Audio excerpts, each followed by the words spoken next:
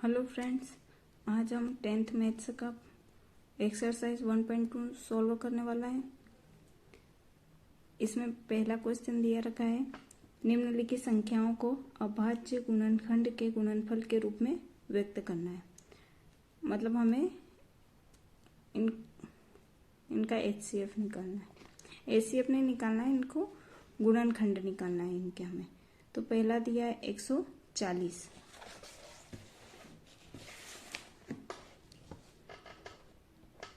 Question 1 का first वाला solve करते हैं। फर्स्ट वाला हमें दिया है 140। तो 140 के हम गुणनखंड करते हैं। इसमें 2 का भाग जाएगा, 2 सती 14, 2 शून्य 0, फिर 2 का देंगे, 2 तिया 6 और 2 पंजे 10। अब इसमें 2 का भाग नहीं जाएगा क्योंकि पीछे का अंक क्या है, 5 है, और 5 में 2 का भाग नहीं जाता, इसलिए इसमें 2 का भाग नहीं जाएगा। इसको हम जोड़ के देखते हैं, 5 और 3 कितने होते हैं, 8। 3 की टेबल में भी 8 नहीं आता है, तो इसमें 3 का भाग भी नहीं जाएगा। तो हम इसमें देते हैं 5 का भाग, 5 सता 35 और 7 एकम 7। तो अभाज्य गुणनखंड हो जाएंगे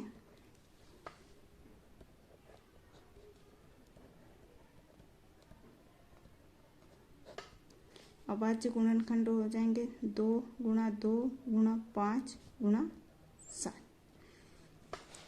अब सेकंड नंबर पे हमें दिया है 156। 156 के हम करते हैं। इसमें 2 का भाग देंगे क्योंकि पीछे क्या है, इकाई का अंक 6 है और 2 का भाग 6 में जाता है, इसलिए हम 2 का देंगे। तो 15 में देंगे 2 साती 14, 1 बचेगा, 2 आठी 16 हो जाएगा। यहाँ देंगे 2 तिया 6, 2 नमकी 18। 9 और 3 कितने होते हैं, 12। 3 का भाग जाएगा इसमें, 3 एकम 3, 3 तिया 9। अब 13 का देंगे, 13 एकम 13। अभाज्य गुणनखंड लिखेंगे इसके,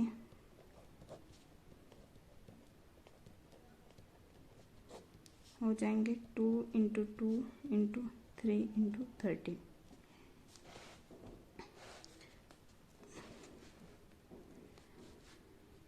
नेक्स्ट हमें दिया है थर्ड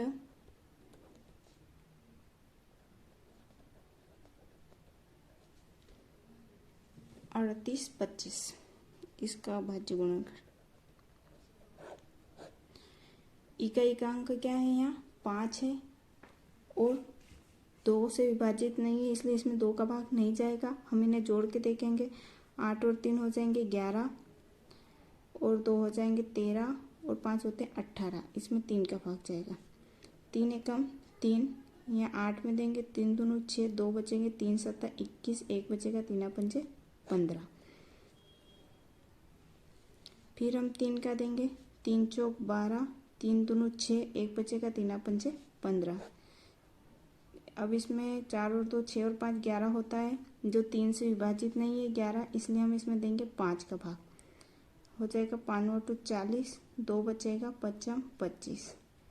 फिर 5 का देंगे, 5 एकम 5, 3 बचेंगे, 5 सता 35 और 17 में 17 का ही जाएगा। इसके लिखेंगे अभाज्य गुणनखंड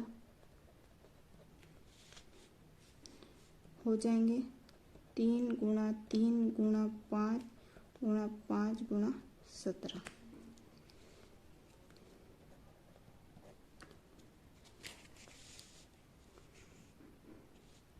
फोर्थ नंबर पे हमें दिया है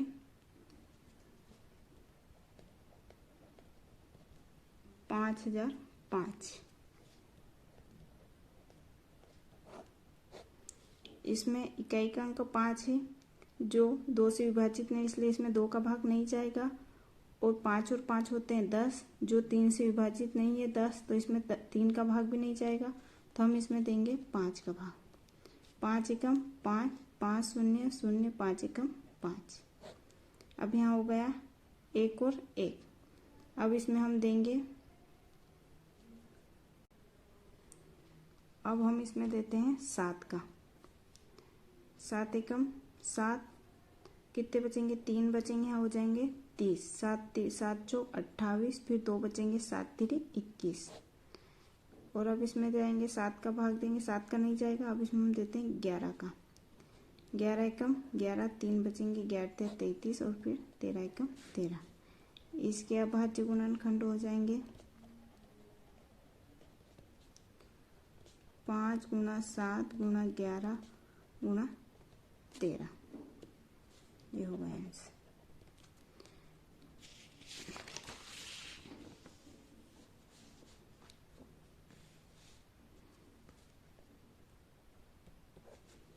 फिफ्थ नंबर पे हमें दिया है 7429।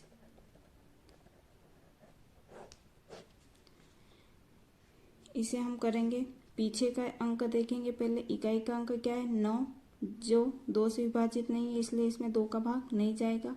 अब हम इन्हें जोड़ के देखेंगे, 7 और 4 होते हैं 11, 11 और 2 हो गए 13 और 13 और 9 हो गए 22, जिसमें 22 3 से विभाजित नहीं है इसलिए 3 का भाग नहीं जाएगा।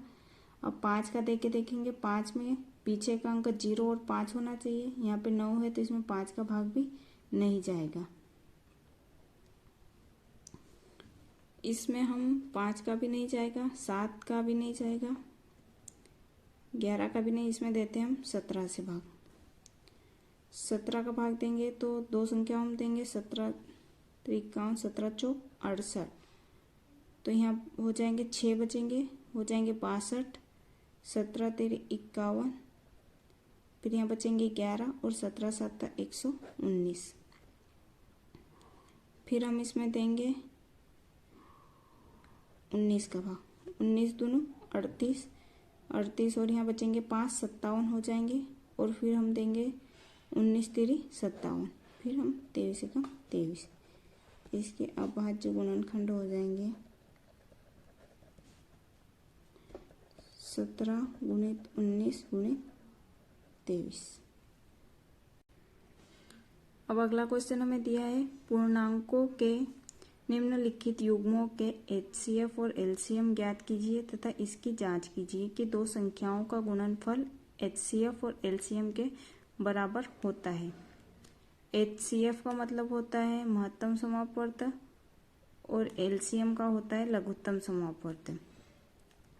तो ये एक फार्मूला भी बन जाता है कि 2 संख्याओं का जो गुणनफल होता है वो उनके मस और लस के बराबर होता है, लस के गुणा के बराबर होता है। तो हमें यहाँ निकालना है 26 और 91 का क्या निकालेंगे हम, HCF निकालेंगे, LCM निकालेंगे।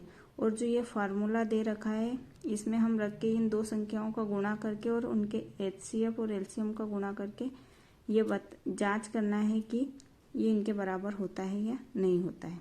तो फर्स्ट क्वेश्चन दिया है हमें 26 और 91।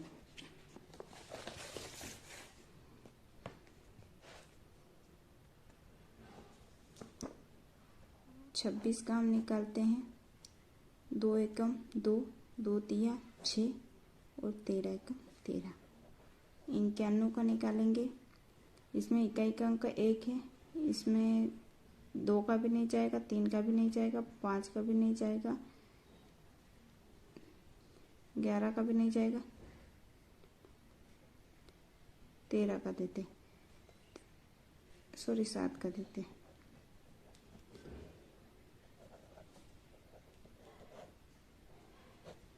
सात का देंगे तो यहाँ हो जाएगा 7 एकम 7 और 2 7 तिरी 21। फिर हम देंगे 13 एकम 13। तो क्या हो गए 26 के गुणनखंड क्या हो गए 2 गुणित 13 और 91 के हो गए 7 गुणित 13। तो हम यहाँ से निकालेंगे मस यानी कि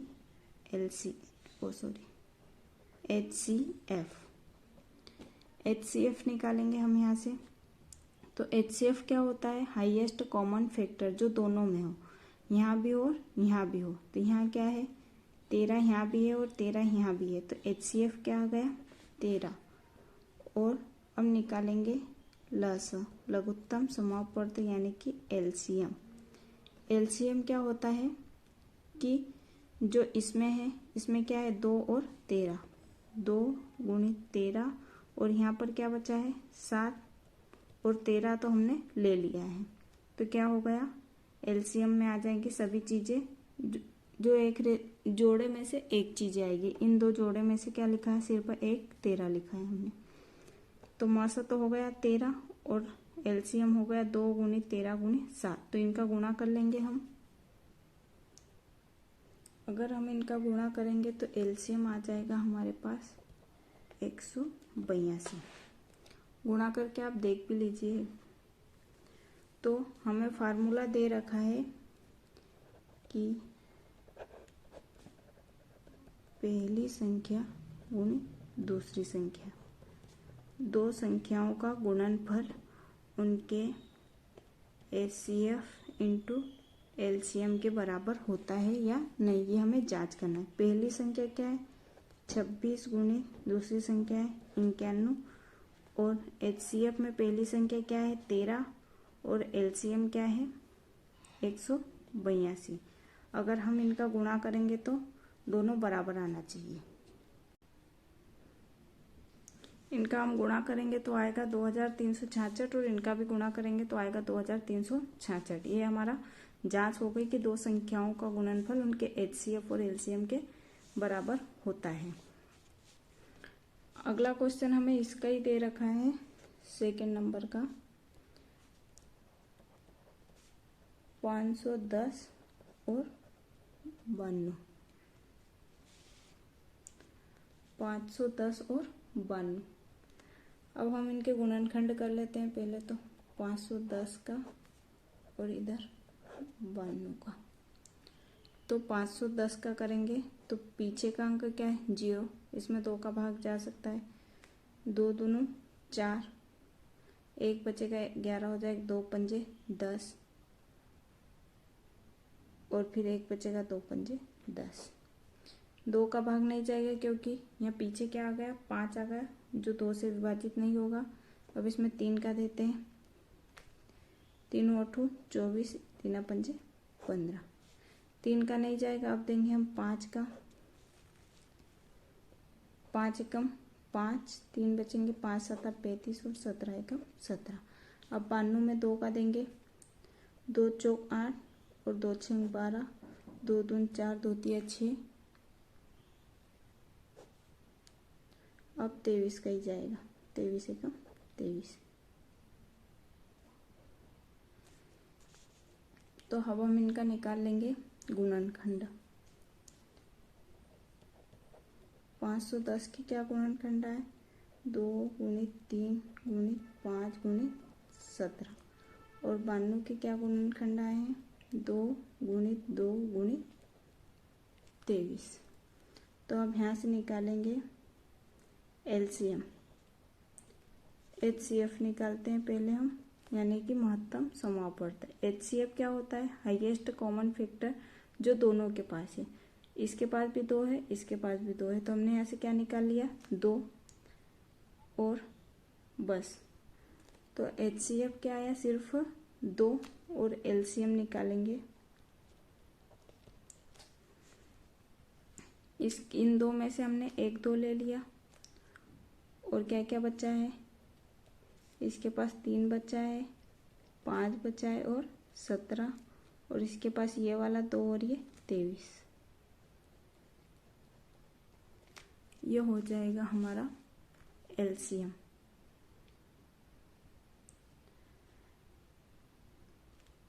तो अब हम जांच कर लेते हैं, हम इनका गुणा करके देख लेते हैं गुणा क्या आता है। अब इनका गुणा करेंगे हम, आएगा 23,460। अब हमें जांच करनी है कि दो संख्याओं का गुणनफल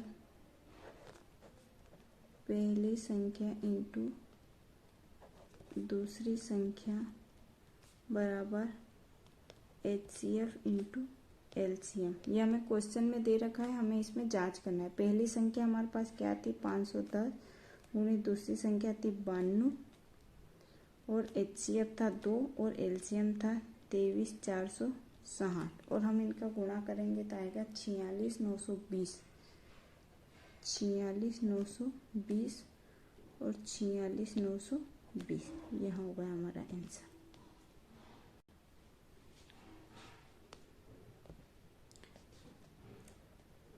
इसका ही थर्ड क्वेश्चन हमें दे रखा है 336 और 54।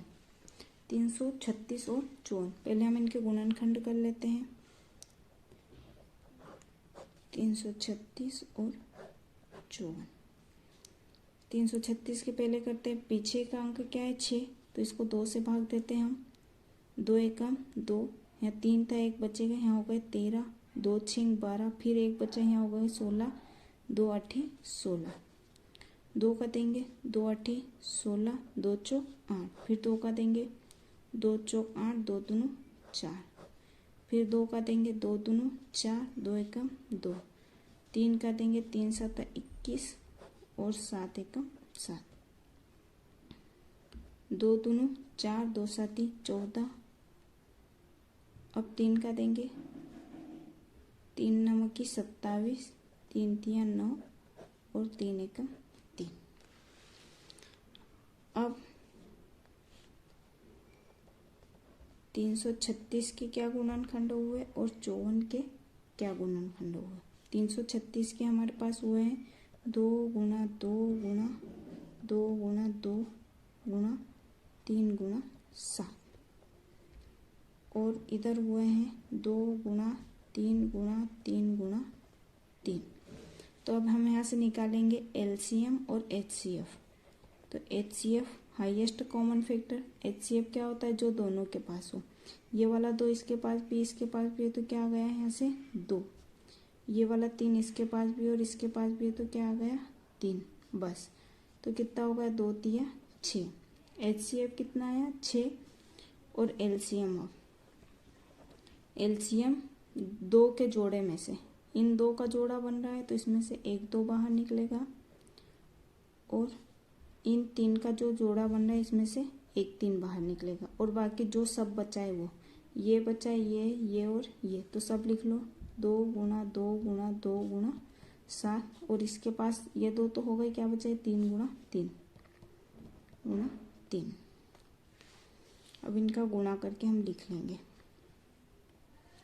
इनका हम गुणा करेंगे तो आएगा 3024। अब हम जांच कर लेते हैं। जांच में हमको फार्मूला दिया गया है, 2 संख्याओं का गुणनफल पहली संख्या इंटू दूसरी संख्या बराबर होती है उनके एचसीएफ और एलसीएम के गुणा के बराबर। ये क्वेश्चन आपको फिल इन द ब्लैंक में भी पूछा जा सकता है, तो इसलिए ये फार्मूला है, इसे याद कर लेना अच्छे से। तो पहली संख्या हमें क्या दी थी 336, उन्हें दूसरी संख्या दे रखी है 54, और एचसीएफ है 6 गुणा एलसीएम में 3024। अब इन दोनों का गुणा करके देखना है कि ये दोनों बराबर है या नहीं। इन दोनों का गुणा करेंगे तो 18 144 बराबर 18 144, ये हो गया सीधा। अब गुणा करके देख भी लीजिएगा, यही आएगा। अब थर्ड नंबर का क्वेश्चन हमें दे रखा है, अभाज्य गुणनखंड विधि द्वारा निम्नलिखित पूर्णांकों के एचसीएफ और एलसीएम ज्ञात करना है। वैसे ही जैसा अभी अपन ने किया था, तो इसका पहला क्वेश्चन दे रखा है 12 15 और 21।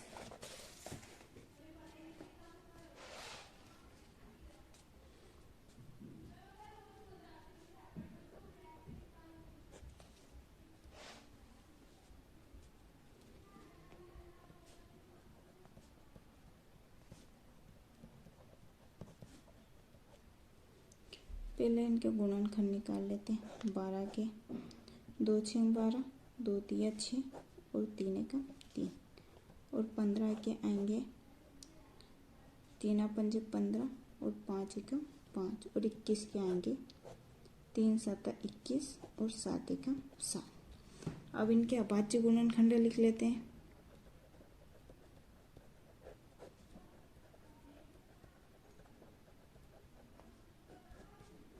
अभाज्य गुणनखंड 12 के 15 के और 21 के। 12 के क्या है 2 गुणा 2 गुणा 3, 15 के हैं 3 गुणा 5, और 21 के हैं 3 गुणा 7। तो हमें यहाँ क्या निकालना है, एचसीएफ और एलसीएम दोनों निकालना है। तो हम HCF निकालते हैं।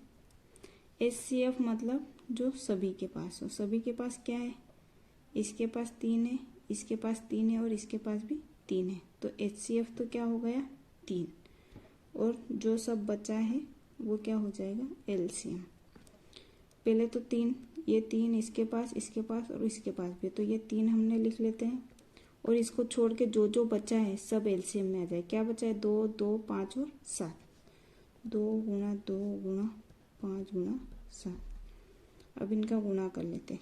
3 दूनी 6, 6 दूनी 12 और 12 पंजे 60, और 60 साथ क्या हो जाएगा 7 6 42, 420। तो HCF क्या आ गया 3 और LCM आया 420, ये होगा।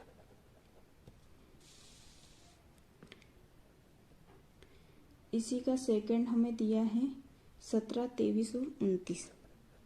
17, 23 और 29। 17 के गुणनखंड क्या होंगे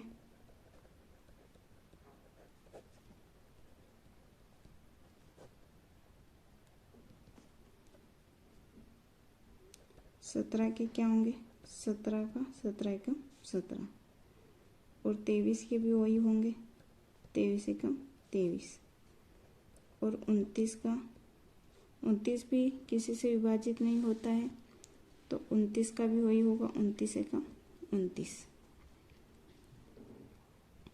अब हमें निकालना है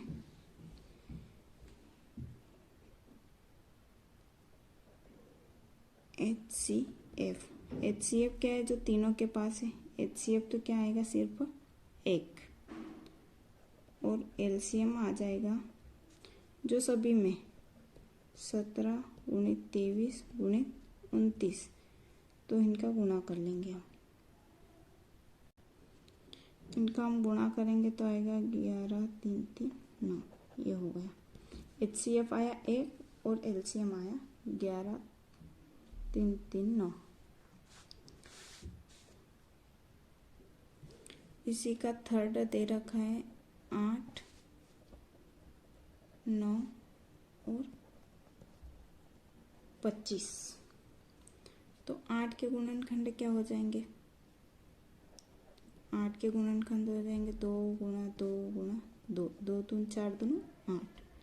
9 के हो जाएंगे 3 गुणा 3, और 25 के हो जाएंगे 5 गुणा 5। तो एक तो सभी में रहता ही है,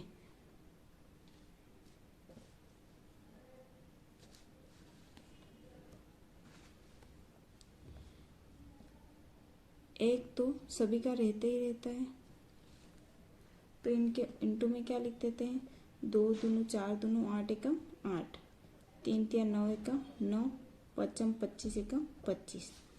तो इनका HCF क्या आ जाएगा जो तीनों के पास है। तीनों के पास क्या है 1, और LCM क्या है बचा कुचा सब आ जाएगा 2 गुणा 2 गुणा 2। जोड़ा तो किसी का बन नहीं रहा था, 3 गुणा 3 और 5 गुणा 5। इन सब का गुणा करके हम लिख देंगे तो यहाँ क्या आ जाएगा इसका आंसर। तो क्या हो जाएगा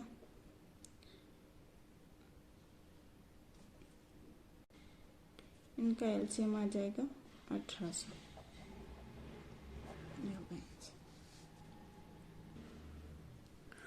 फोर्थ नंबर का क्वेश्चन हमें दे रखा है HCF 306 657 बराबर 9, मतलब 306 और 657 दो संख्याएं हमें दे रखी है।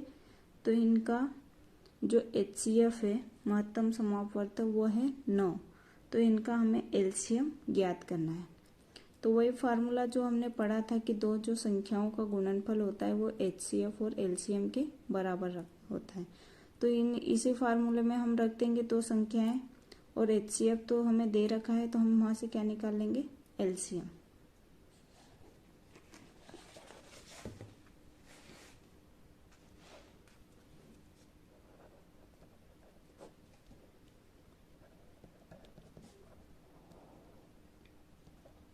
दो संख्याएं क्या दे रखी है हमें, 306 और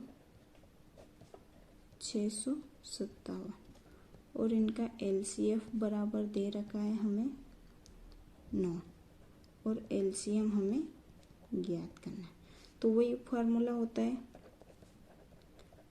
दो संख्याओं का गुणनफल बराबर HCF इंटू LCM। तो दो संख्याएं क्या है, 306 गुणा 657 बराबर HCF तो हमें दे रखा है, और LCM हमारे पास है नहीं है, जो कि हमें फाइंड करना है। तो LCM फाइंड करना है, तो LCM को उधर रहने देते हैं, 9 को इधर ले आएंगे। 306 गुणा 657, 2 गुणा में था तो इधर आएगा तो हो जाएगा भाग में, उधर बचेगा LCM। अब इसको हम सॉल्व कर लेंगे तो हमें यहाँ से मिल जाएगा LCM। 3 से कर लेते, 3 तिया 9, और इसको करते 3 एकम 3, 3 शून्यम 0 और 3 दूनी 6, और 3 का देते हैं 3 एकम 3, 3 तिया 9 और 3 चौ 12। तो हमें बचा है यहाँ 34 और 657। 34 गुणित 657 बराबर LCM। अब इन दोनों का गुणा कर लेंगे हम, तो हमें यहाँ मिल जाएगा LCM। इन दो संख्याओं का गुणा करेंगे तो 22,338 हमें यहाँ LCM मिल गया। बस क्या करना है, ये फार्मूला याद रखना है कि दो जो संख्याओं दी रहती है उनका गुणनफल उनके HCF और LCM के बराबर होता है। अब 5th नंबर का क्वेश्चन हमें दे रखा है, जांच कीजिए कि क्या किसी प्राकृत संख्या n के लिए संख्या 6 की पावर n अंक 0 पर समाप्त हो सकती है क्या। 6 की पावर क्या है n, तो प्राकृत संख्या n के लिए 0 पर समाप्त हो सकती है या नहीं। तो हम इसका सीधा जवाब दे सकते हैं, नहीं हो सकती है। इसको सॉल्व करके देख लेते हैं।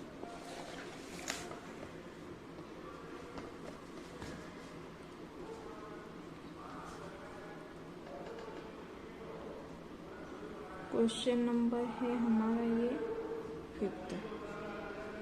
तो क्या बोला है हमें कि किसी प्राकृत संख्या n के लिए संख्या 6 की पावर n 0 पर समाप्त हो सकती है। नहीं समाप्त हो सकती है क्योंकि किसी भी संख्या को एक नियम है, नियम कहता है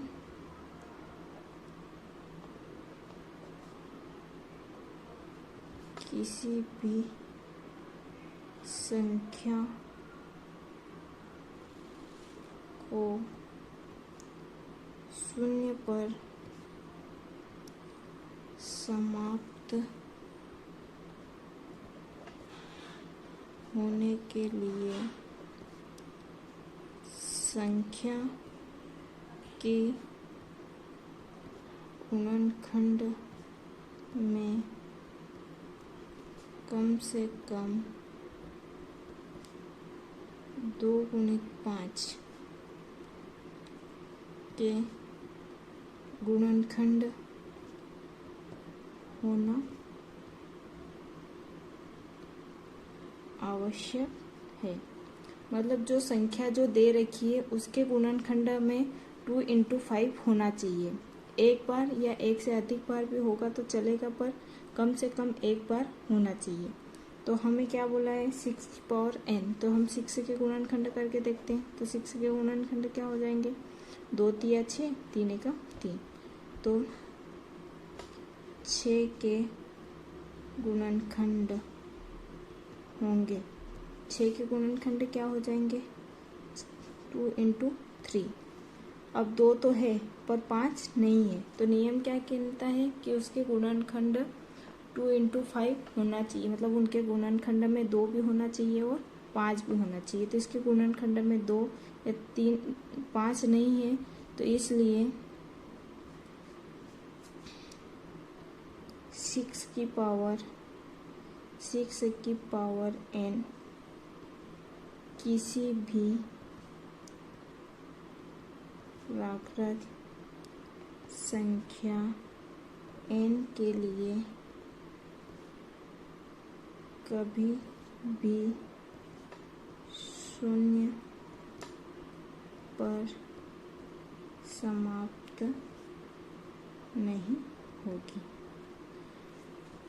अब यहाँ तो हमें दे रखा था 6 की पावर n, तो 6 की जगह कुछ भी आ सकता है, कोई भी संख्या आ सकती है। हमें इसी मेथड से सॉल्व करना है कि शून्य पर समाप्त होने के लिए उसके गुणनखंड में क्या होना चाहिए, 2 गुणा 5 अवश्य रूप से होना चाहिए। अब नेक्स्ट क्वेश्चन हमें दे रखा है 6 नंबर का। व्याख्या कीजिए कि 7 गुणित 11 गुणित 13 प्लस 13 और 7 गुणित 6 गुणित 5 गुणित 4 गुणित 3 गुणित 2 गुणित 1 प्लस 5 भाज्य संख्याएं क्यों हैं। मतलब ये भाज्य संख्या है तो क्यों है हमें बताना है। तो पहले हम समझ लेते हैं कि भाज्य संख्या क्या होती है और अभाज्य संख्या है। भाज्य संख्या क्या होती है और अभाज्य संख्या क्या होती है। भाज्य संख्याएं क्या है, 4, 6, 8, 9, 10, 12, 14, 15, 18, 20, ये क्या है भाज्य संख्या। और अभाज्य संख्या क्या है, 2, 3, 5, 7, 11, 13, 19, 23, ये क्या है अभाज्य संख्या है। तो भाज्य संख्या है क्यों, जो संख्या अपने स्वयं के अलावा किसी अन्य संख्या से भी विभाजित होती है उसे बोलते हैं भाज्य संख्याएं। और अभाज्य संख्या उन्हें बोलते हैं जो सिर्फ स्वयं से ही विभाजित होती है। मतलब भाज्य संख्याओं में क्या होंगे, उसके गुणनखंड 2 से अधिक होंगे। जैसे हम 6 का गुणनखंड करते हैं तो क्या होता है 2 × 3, मतलब और 1 तो सभी का होता ही है, तो इसमें क्या है 2 से अधिक गुणनखंड है, तो इसलिए क्या है ये भाज्य संख्या। और अभाज्य संख्या में 3 का करते हैं तो क्या होगा 3 एकम 3, सिर्फ क्या है 2 ही गुणनखंड है। जिन संख्याओं के 2 से अधिक गुणनखंड होते हैं उसे हम कहते हैं, जिन संख्याओं के 2 से अधिक गुणनखंड होते हैं उन्हें भाज्य संख्या, और जिनके 2 गुणनखंड होते हैं उन्हें क्या बोलते हैं अभाज्य संख्या। क्वेश्चन नंबर है 6, हमें इसको सॉल्व करना है। तो क्या दिया है, दिया क्या है हमें, दिया है पहली संख्या दी है 7 गुणित 11 गुणित 13 प्लस 13, और दूसरी संख्या हमें दी है 7 गुणित 6 गुणित 5 गुणित 4 गुणित 3 2 गुणा 1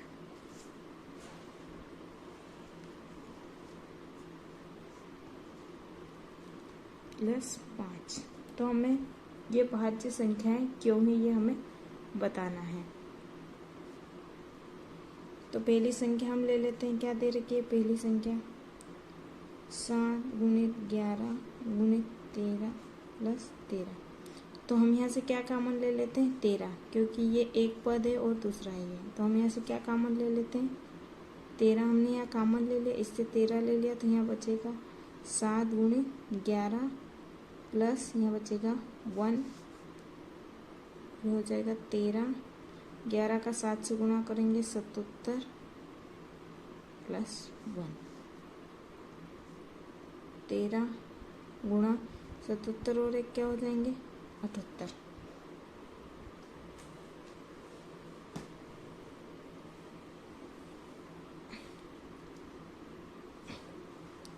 और गुणा में हम क्या ले सकते हैं 1, तो इसके क्या है 2 से अधिक है। और दूसरी संख्या आप लेते हैं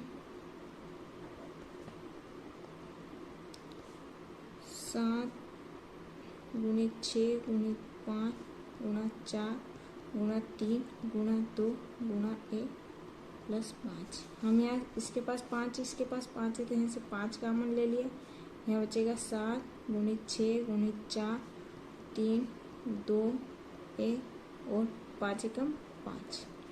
अब इनका गुणा कर लेते हैं। 7 6 42 गुणा 4 3 12 12 दूनी 24 एकम 24 प्लस 1।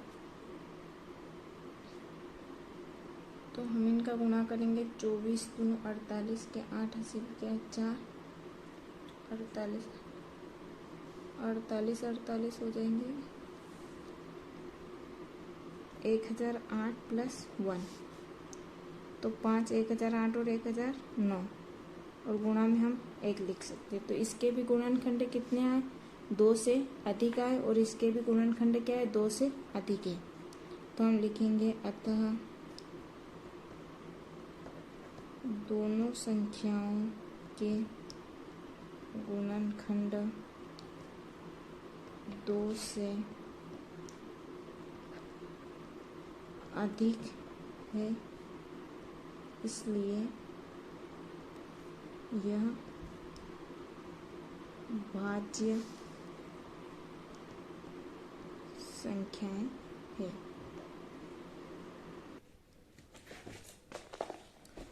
अब अगला क्वेश्चन हमें दे रखा है,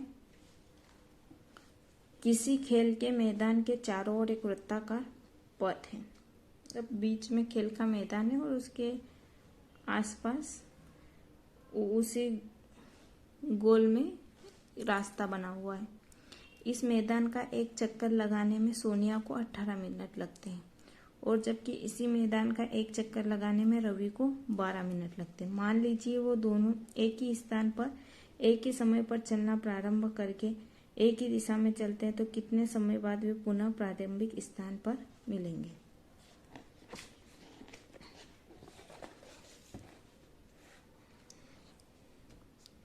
मान लो ये क्या है? खेल का मैदान है और इसके चारों ओर वृत्ताकार पथ बना हुआ है। तो यहाँ 2 दे रखे हैं, एक है सोनिया और एक है रवि। सोनिया और एक है रवि। तो सोनिया जब एक पूरा यहाँ से पूरा चक्कर लगाती है तो उसको लगते हैं 18 मिनट और रवि को लगते हैं 12 मिनट। तो अगर दोनों एक साथ चलना प्रारंभ करें तो उसी स्थान पर कितने समय बाद मिलेंगे। तो हमें इसमें निकालना है एलसीएम। तो हम यहाँ लिख लेते हैं, प्रश्नानुसार हम यहाँ लिख लेंगे कि सोनिया को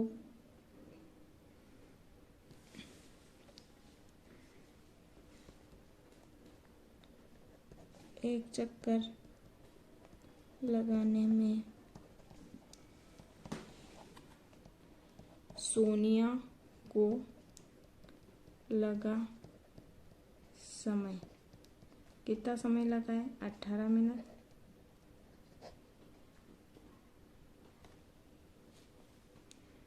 और एक चक्कर लगाने में